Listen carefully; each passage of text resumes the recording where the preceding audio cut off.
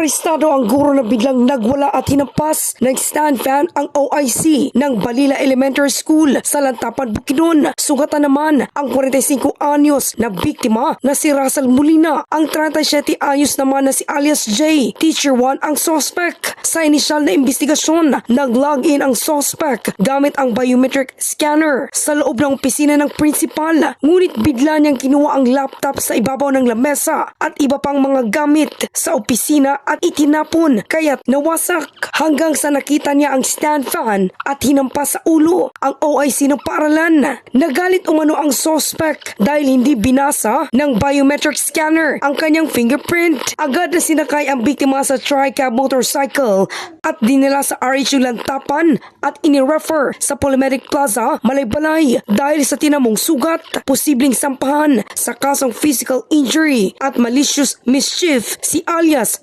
J. Ako si K5K Buscaino para sa Kampiyon na Balita, Serbisyo Publiko at Kasiyahan. K5 News FM. K5 News FM. News FM.